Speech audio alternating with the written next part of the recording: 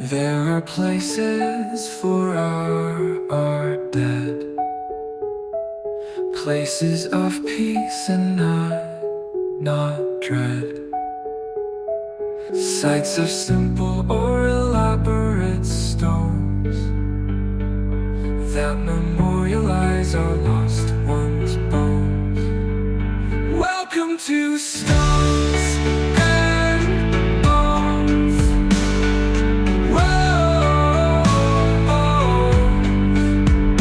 Welcome to Stones and Bones.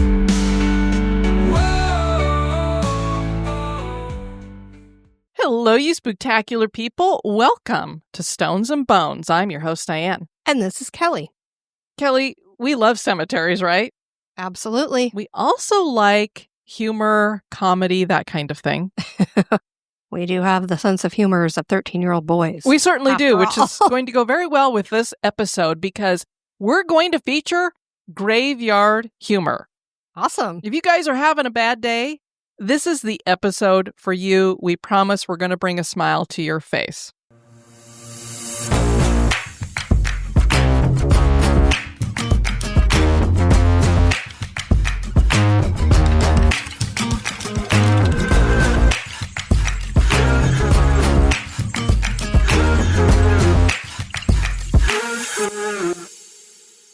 George Bernard Shaw wrote in the book, The Doctor's Dilemma, life does not cease to be funny when people die any more than it ceases to be serious when people laugh. Death shows up in gallows humor often. There is indeed humor in death. Many times it can be found in cemeteries. On this Stones and Bones, we're talking graveyard humor.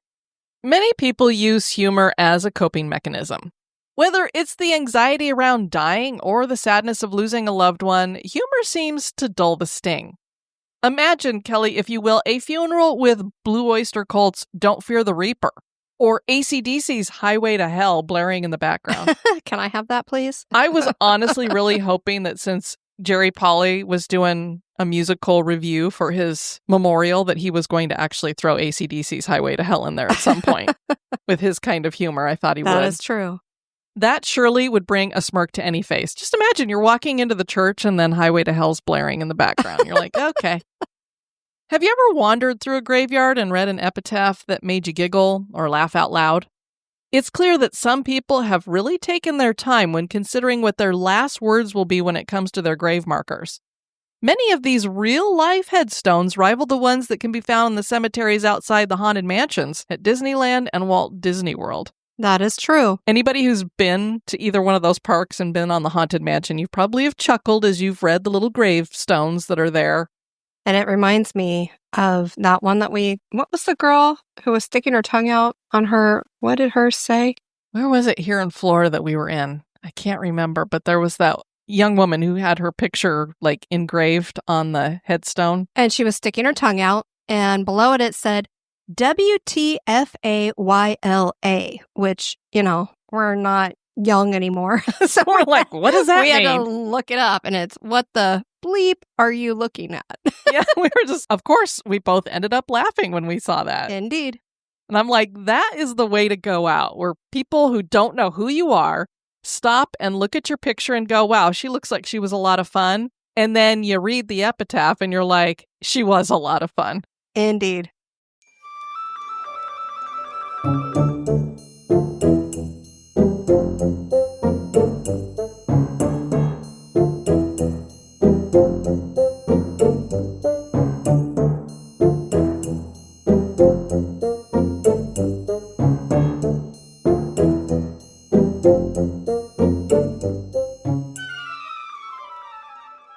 Uniontown in Pennsylvania is in the foothills of the Allegheny Mountains and was founded by Quakers. Apparently, McDonald's Big Mac was born here in 1967. Oh, okay. I just love it when I'm researching something specific and then out of the blue I get A random fun a fact. little fun fact. And I'm like, wait, McDonald's Big Mac was born in Uniontown, Pennsylvania? The Uniontown Cemetery was founded in 1791 and is attached to a white chapel that is part of the Methodist denomination. So it's this cute graveyard with its white chapel sitting there. This is the oldest cemetery in the town. Jonathan Blake was buried in the Uniontown Cemetery, and that's all we know about him. His tombstone has no birth or death dates. The epitaph does have a clue as to how he died. And here's how it reads. Sounds like something you get straight out of Disney. Here lies the body of Jonathan Blake. Stepped on the gas instead of the brake. I've actually heard that before, so I wonder if this is actually true? It is true.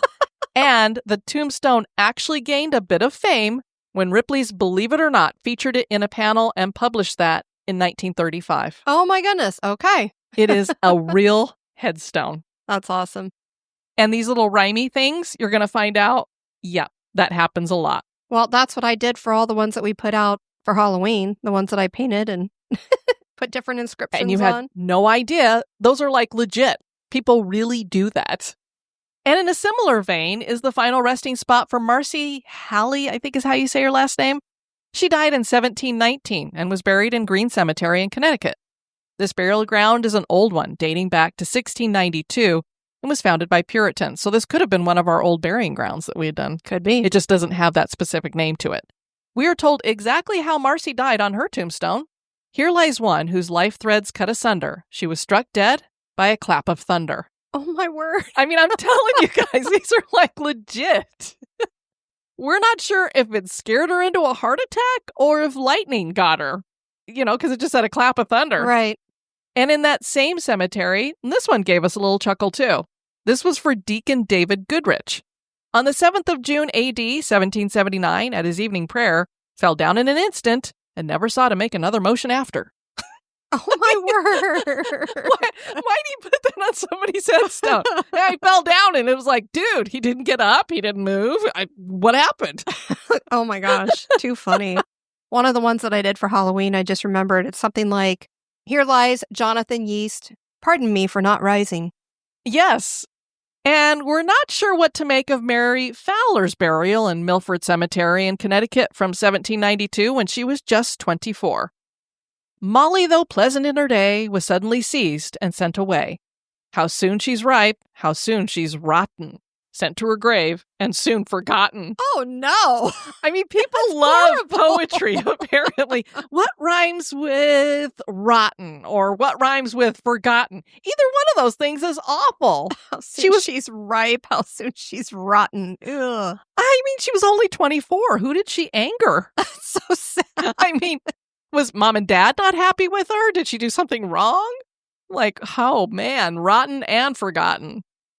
Famous people definitely have some of the best epitaphs. We saw one ourselves right here in Florida. It's Leslie Nielsen's burial, and he has on it, "Let her rip."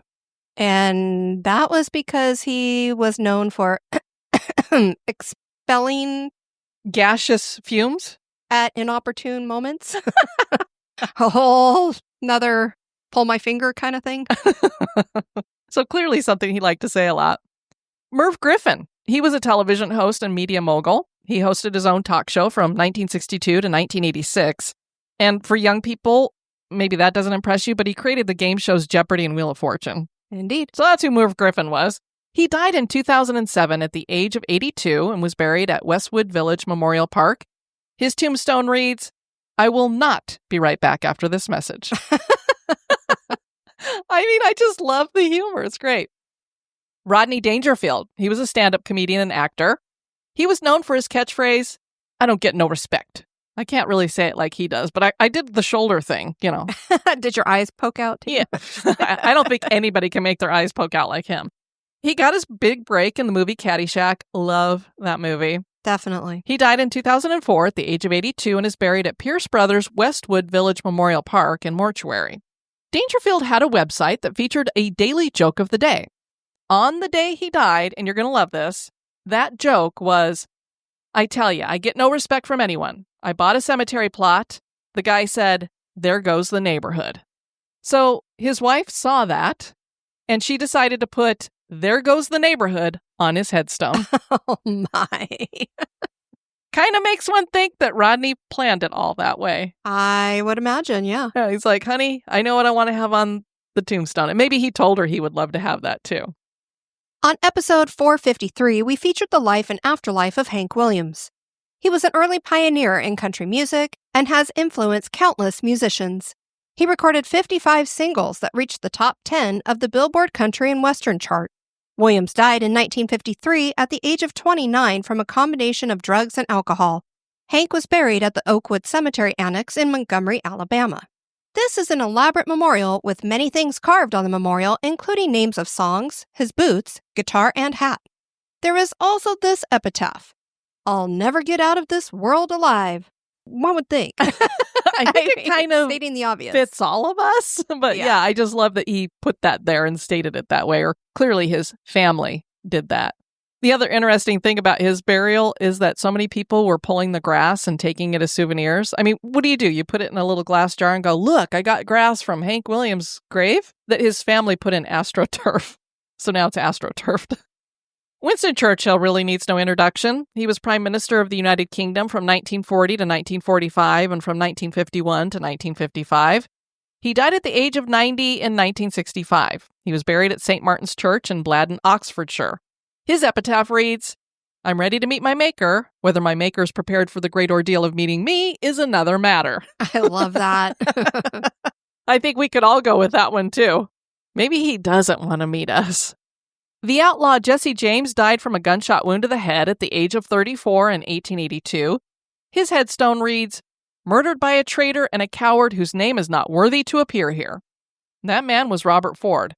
And of course, this is all true only if Jesse James actually was shot and killed. There are those who think he wasn't, and I happen to be one of them. I think maybe he might have survived. But I love that. Murdered by a traitor and a coward, and his name's not even worthy to appear here. We're not going to say who it was. And speaking of the Old West, there are some fun tombstones. And these aren't just ones that you see when you go mini golfing. You know, they always have like a boot hill when you go mini golfing. Yes, yes. In the old cemetery in Cripple Creek, there's an 1880s grave with this inscription: "Here lies a man named Zeke, second fastest draw in Cripple Creek." Oh boy. And you know why he was the second fastest draw? Because the first fastest put him Killed him. under. In Silver City, Nevada, there is this epitaph: "Here lays Butch. We planted him raw. He was quick on the trigger, but slow on the draw." Oh no. Whoops. Lester Moore was a Wells Fargo company station agent for Naco, Arizona in the Old West of the 1880s. He was buried in the Boot Hill Cemetery in Tombstone, Arizona with a headstone that reads, "Here lies Lester Moore. 4 slugs from a 44. No less, no more." And they spelled the less with just the one S like his name Lester would have been. Some people opt for political-themed last words on their headstones like this unknown person. "Thanks for stopping by. However, unless you're a true Democrat and also believe in and support the principles of labor unions, please make your visit brief." Oh my. That's funny. Get off my lawn if you don't agree. Or there are the religious theme ones like this: "Here lies an atheist, all dressed up and no place to go." Oh, geez. That's funny. So let's head on down to a New Mexico cemetery. And this is where Jonathan Yeast is buried. And Kelly, earlier you made a little comment. I guess it was real. And I chuckled to myself because you must have looked up interesting, I don't know, epitaphs or something. I did when I was creating all the ones for Halloween. Because "Here lies Johnny Yeast, pardon me for not rising," is actually real. It's there in that New Mexico cemetery. Apparently one of his loved ones took advantage of the unusual last name. That pun should get a rise out of anyone. Oh boy. Another man taking advantage of his unique name is over in England, and it reads, "Sir John Strange. Here lies an honest lawyer, and that is strange." Indeed. And how about Anne Mann? Obviously, her parents had a sense of humor, too. Who went with, "Here lies Anne Mann, who lived an old maid, but died an old man." And she spelled it the way she spells her last name, M-A-N-N. Too funny. I love it. Who lived an old maid, but died an old man. That's so good. I mean, these people really take some time here. And that goes on even further than your life. It really says something. I love it. And now a little break for a word about one of our sponsors.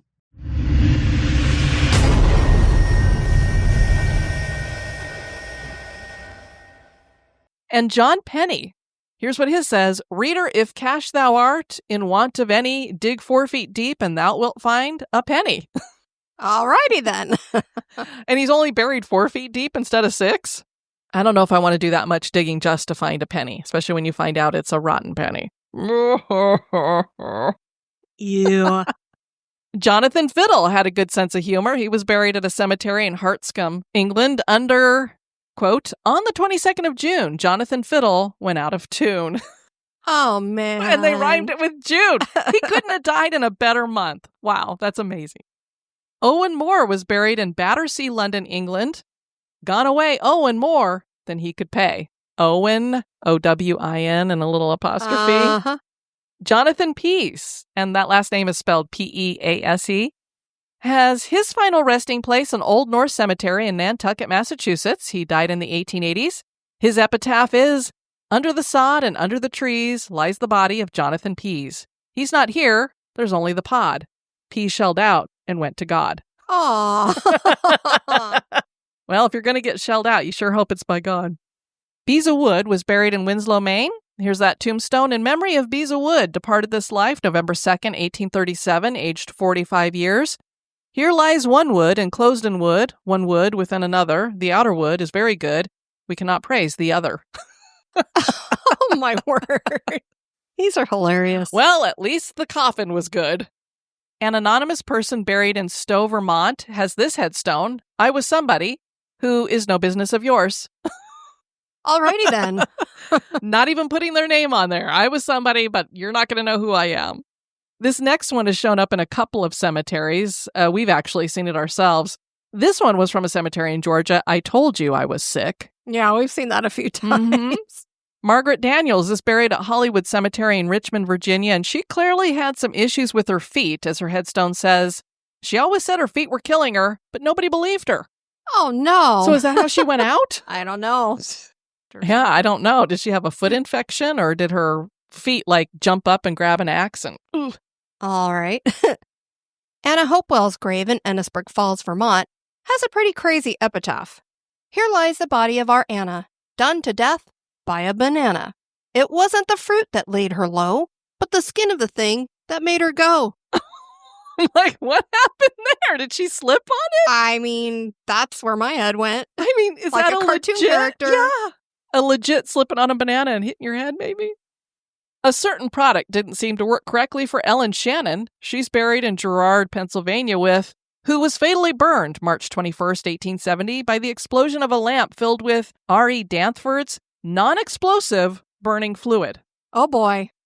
Talk about some false advertising. Where's the honest lawyer? Yeah, we need that strange, honest lawyer to sue here. And poor Harry Edsel Smith of Albany, New York, he died in 1942, and here's how. Born 1903, died 1942, looked up the elevator shaft to see if the car was on the way down. It was. Oh, no. Oh, that's horrible. Ay, ay, ay. And I bet Harry was buried without his head. Oh. Ugh. This is from a cemetery in England. "Remember, man, as you walk by, as you are now, so once was I. As I am now, so shall you be. Remember this and follow me." No, we do not want to follow you to death. Not yet. Not yet. And right nearby, wouldn't you know, there was a response. So somebody responds to this tombstone. "To follow you, I'll not consent until I know which way you went." Oh, boy. Is it hot or is it heavenly? Oh my gosh, I just love that. Ezekiel Akel lived to a ripe old age. He's buried in East Dalhousie Cemetery in Nova Scotia. It says, "Here lies Ezekiel Akel, aged 102. The good die young." Oh, no. So clearly he was a bad boy. Oh, dear. Clearly, John Barnes did not request this on his tombstone. We assume his widow did. "Sacred to the memory of my husband, John Barnes, who died January 3rd, 1803, his comely young widow, aged 23, has many qualifications of a good wife and yearns to be comforted." Oh, my gosh. That's hilarious. Oh, no. Kelly, they didn't have dating apps in 1803.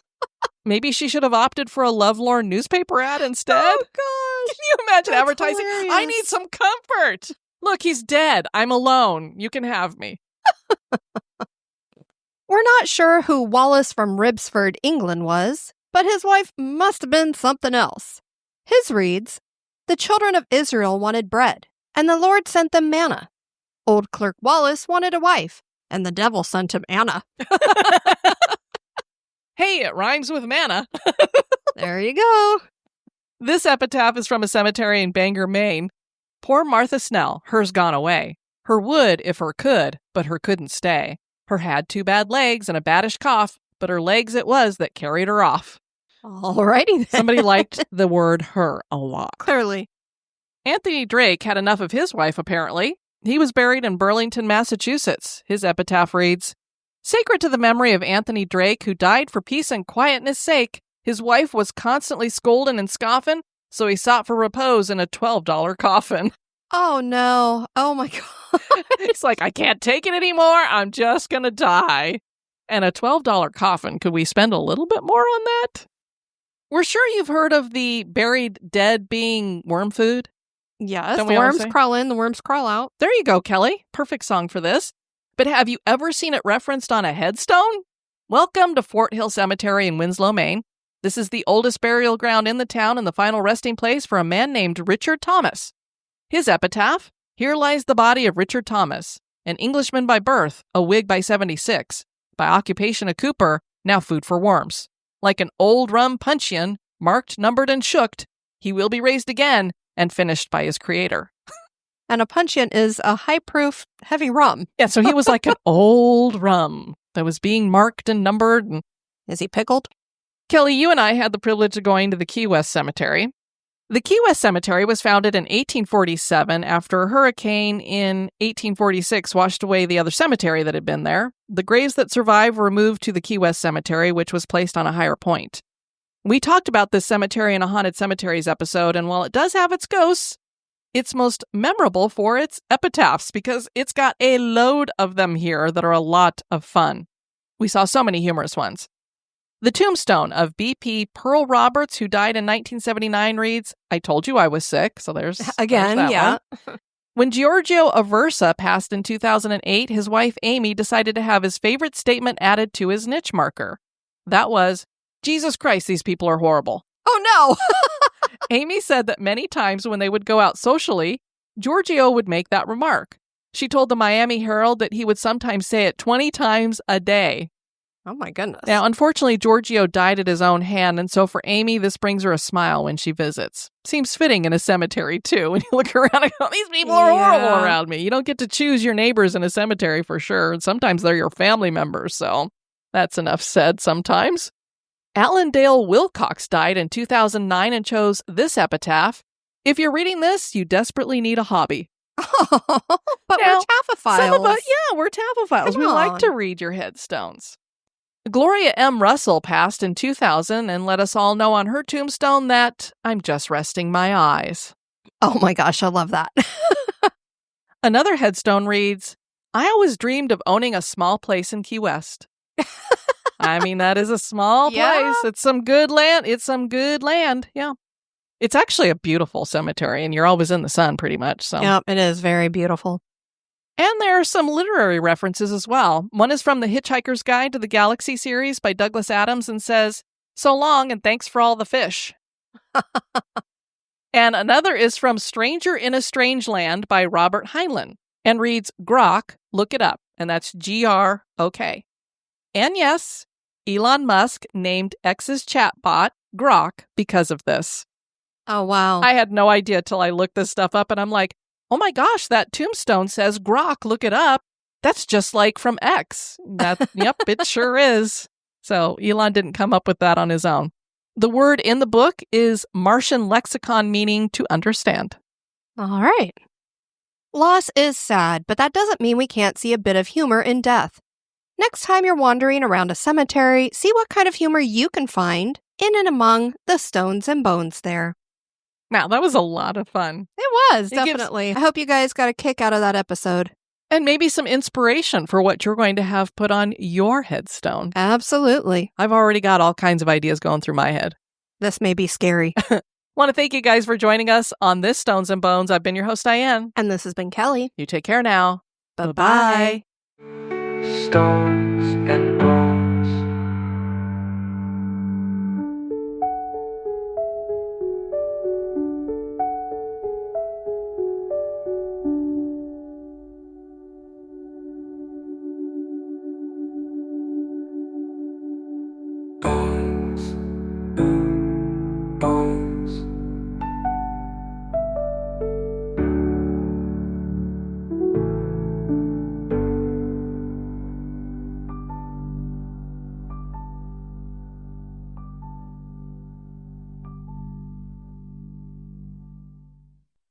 Many people use humor as a coping mechanism, whether... Oh, Kelly put her finger up and I'm like, do you want me to stop for a minute? She's like, no, I'm just saying that's me.